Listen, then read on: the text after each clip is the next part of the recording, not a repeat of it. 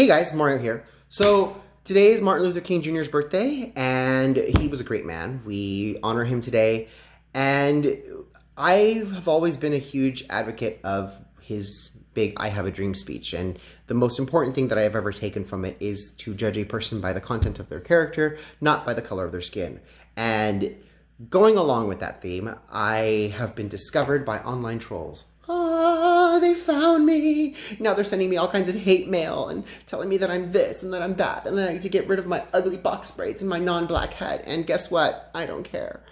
So, really, honestly. And the reason I don't care is because my mom was a very smart woman, and although she didn't graduate but high school, she was really, really big on imparting a lot of these life lessons. At 8 years old, I came home and I asked her what a pocha was because I was called that at school. My mom clutched her pearls like, oh my God.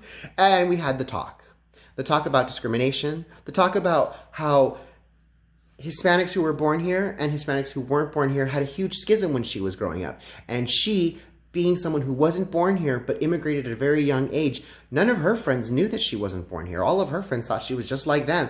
And she never opened her mouth and told them that she wasn't born here, because then all of a sudden she would see what they did. She saw what they did. My own father was an immigrant at 14 years old, and she watched them make fun of him. She watched them literally bully him to the point where he ran away from school, ran away from home, because he couldn't handle the kids who were here.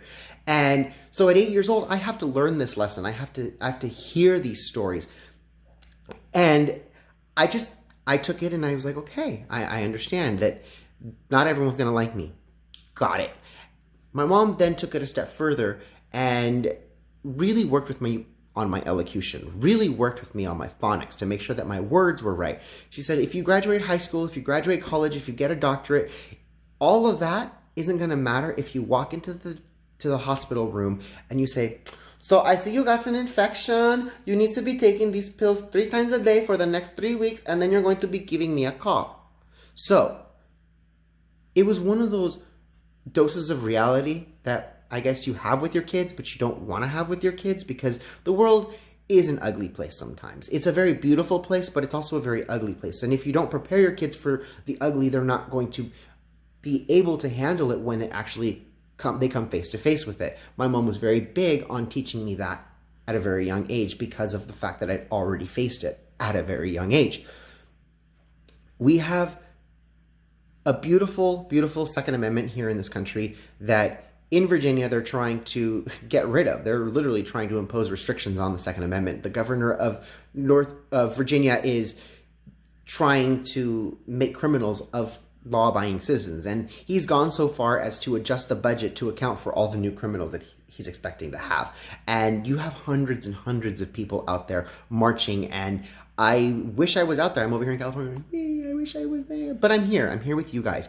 I'm talking about something very, very serious. I'm talking about the guns and our ability to protect ourselves. And the neat thing about California is that we unfortunately have a lot of restrictions, but the few people who are armed, who do know how to use firearms, we are constantly looking over our shoulder, making sure that we're not doing something wrong, because as I was explaining to a friend of mine who doesn't believe in firearms, who doesn't believe in assault weapons, doesn't believe in AK weapons and weapons of war, she calls them, and we had a really, really good conversation. I explained to her, I said, in a restaurant like what we're sitting in right now, hundreds of people sitting down, minding their own business. If someone came in here and started shooting, none of us would be able to defend ourselves. We'd all be running. And she's like, yeah. I said, at that point, you have to call and wait for the police to get here to put that threat down. If someone had a concealed carry, they would be able to at least return fire and just make them either run away, put them down, whatever the case may be. It would save lives. If someone was illegally carrying a firearm, they could absolutely meet them head on. But here's the problem. If you're illegally carrying your firearm in California, that's a huge, huge no-no. And you'll face jail time, you'll face all kinds of things. So it's not worth it. It's really just not worth it to be carrying your firearm illegally in California. And in the county of Los Angeles, it's extremely difficult to receive your concealed carry permit. Now, I explained to her, I said, okay, well, now let's talk about the actual firearms themselves. A handgun, which requires two hands to control. You see the police officers using two hands often, and you always see the gangbangers, and they never hit anything. The reason why you need two hands is because there is so much kick, you don't realize where you're hitting the bullet. And if you've ever seen a video of someone who's never been handgun trained, they'll shoot it, they'll not prepare themselves, and oftentimes they'll hit themselves in the face. And when you're trying to defend yourself, that's not a good thing. That's a very dangerous thing. Same goes with a shotgun. I've had friends who shoot the shotgun for the first time and they're like, boom, they're thrown across the room. And I explained to her, I said, if that was the case and someone was coming into your home and you can't defend yourself, you're at the mercy of that person trying to do you harm. You basically have to sit there and take it until they're done. They're good and done. If you had a AK-style weapon, which is designed to absorb the recoil, so put a new bullet in the chamber, and easy to use, you would be able to put that right here in your chair, hold it with your arm, with your little tiny arms, and deliver a go away or you're gonna die right now. That's the truth. And she kind of thought about it and went, I've never kind of put myself in that situation. And as they put themselves in that situation, the wheels started clicking. I'm not going to say that they completely are a huge gun advocate now, no, but they understand why it's so important for these styles of weapons to still be available for people like her and her husband and all those other people who maybe can't control a big handgun or a big shotgun. A smaller style assault rifle, a semi-automatic, an AK, is going to be the weapon of choice for someone like them for home defense.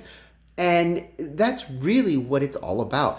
I'm not afraid of walking down the street in my community with my Trump hat. I'm not afraid of walking down the street in my community with my stilettos. I'm not afraid of living my life in my community because my community knows that I'm a good person.